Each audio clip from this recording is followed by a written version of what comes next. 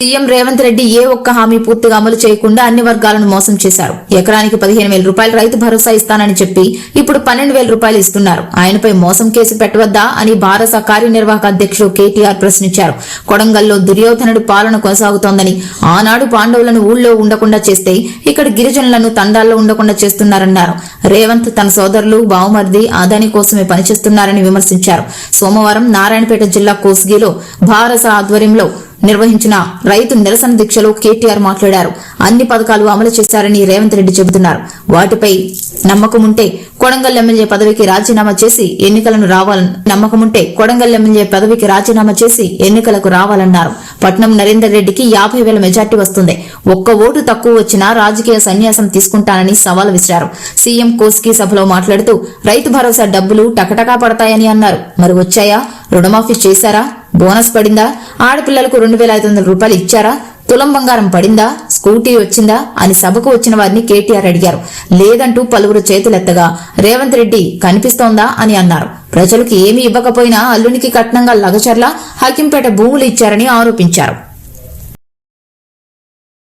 అంటాడు ముఖ్యమంత్రి, మీరు చూసిన అందరూ కొడంగల్లో యాడ్ను మాట్లాడి నిన్న ఏమంటాడు?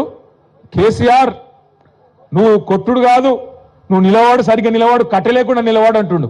ఒక 71 ఏళ్ల పెద్ద మనిషిని పట్టుకొని సంస్కారం లేని ముఖ్యమంత్రి గారు ఏమంటున్నాడు? కట్ట పట్టుకొని నిలవాడు అంటుండు.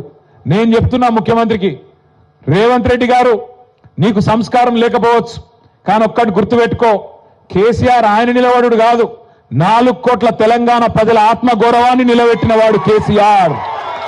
తెలంగాణ అనే రాష్ట్రాన్ని ఏర్పాటు చేసి దేశం ముందు సమున్నతంగా నిలబెట్టిన వాడు కేసీఆర్. ఒక నియోజకవర్గంలో ఎమ్మెల్యే గారు, కాంగ్రెస్ ఎమ్మెల్యే గారు కళ్యాణ లక్ష్మి చెక్కులు ఇస్తా ఉన్నారు.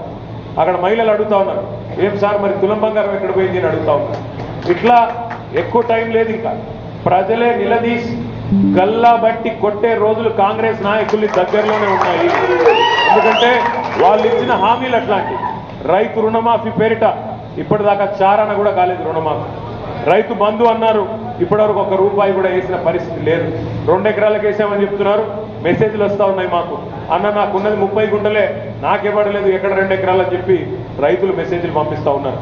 రేవంత్ రెడ్డి గారు, నీకు ఒక బంపర్ ఆఫర్ ఇస్తున్నాం. చలో, నీకు ఒక బంపర్ ఆఫర్.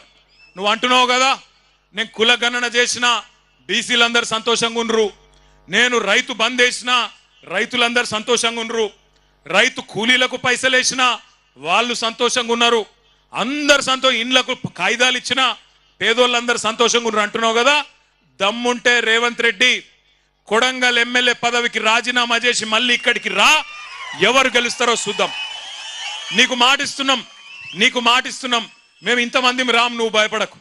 మేము ఇంతమంది రాము ప్రచారంకు. మా పట్నం నరేందర్ రెడ్డి నామినేషన్ వేసి ఇంట్లో కూర్చుంటాడు, బయటికి కూడా రాడు. మేము జిల్లా నాయకులం కొంతమందిని తిరుగుతాం. గెలుచుడు కాదు నేను చెప్పేది. 50,000కు ఒక్క ఓటు తక్కువ వచ్చినా నేను రాజకీయ సన్యాసం చేసి మళ్ళా రాజకీయంలో కూడా తిరుగుతాం. గెలుచుడు కాదు నేను చెప్పేది.